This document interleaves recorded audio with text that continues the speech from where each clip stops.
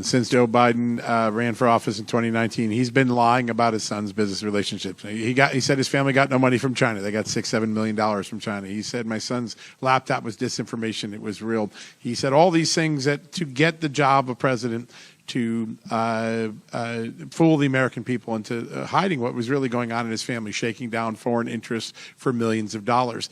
One of the lies that has been sustained the longest is that when Joe Biden fired or forced the firing of the Ukraine prosecutor Viktor Shokin in 2015 by leveraging $1 billion in U.S. aid, he threatened to withhold a $1 billion loan guarantee until the Ukrainian president fired Viktor Shokin. That had nothing to do with his son, even though Shokin was aggressively investigating Burisma Holdings and Hunter Biden at the time. He said it had nothing to do with it. I was simply carrying out U.S. policy. Well, the documents we made available overnight and into this morning completely debunk that. It shows that the official State Department policy, the official Justice Department policy, the official Treasury Department policy in the fall of 2015 was that Viktor Shokin was doing a good enough job reforming and fighting anti-corruption or creating anti-corruption efforts in Ukraine that he deserved the $1 billion loan guarantee. Joe Biden didn't accept that recommendation over the course of several weeks. He flipped that recommendation around on its head. He actually decided to leverage the $1 billion and withhold it in order to force the firing of Shokin. In fact, some people that were involved in the process got caught off guard. They didn't know about it when he did it in December 15. One of the documents that is shocking is a June 2015 letter from Victoria Nuland. She's still in the Biden administration. She's now the Undersecretary of State.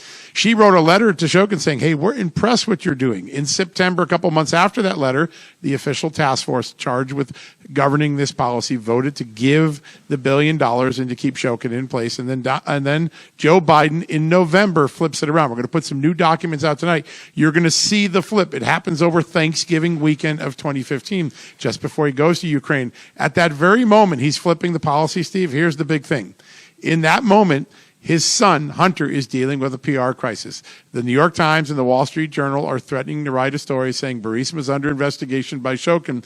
They're panicking, trying to create a PR strategy. In fact, they coordinate the PR strategy with Joe Biden's office, and it's at that moment when Hunter Biden's feeling the heat that Joe Biden flips the policy around and says, you're not getting the $1 billion unless you fire Shokin. Those are the documents you can see out there today. There's one other one I want to highlight, because if you remember during impeachment, there was a famous witness. He wore a bow tie every day. His name was George Kent.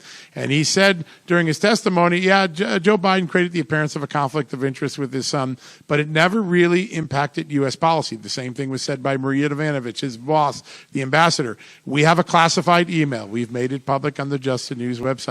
It quotes George Kent writing to Maria Yovanovitch, the two witnesses who said Hunter Biden had no impact on policy, saying the opposite. He writes, George Kent writes, his boss, the ambassador, in a classified email, somebody should tell Joe Biden, his son Hunter Biden, undercut our anti-corruption efforts in Ukraine. He directly blames Hunter Biden and his relationship with Burisma for gutting the anti-corruption effort. That also reverses a very big storyline Democrats painted during the 2019 impeachment and ever since. People are just absorbing these documents. Keep in mind, these documents were kept from Congress during the impeachment trial. Jay Sekulow, one of the lawyers for President Trump during the first impeachment trial, said, we never saw these. Imagine how we would have changed the destiny of that case had we known about these sort of documents. People are still absorbing it. They're going to learn about it. They're going to get another dump of documents tonight and another dump tomorrow night. At that point, all of this will be laid bare. Every single document that the State Department and others withheld from the American people, they'll have it. And then it'll be a really great question. What will the Congress, what will James Comer, what will Jim Jordan, what will others do to bring justice for this incredible lie that was foisted on the American people? That will be remain to be seen. There are a lot of lawmakers calling me today, a lot of members of Congress calling. I think this is beginning to resonate, and people are beginning to realize how important a moment this is.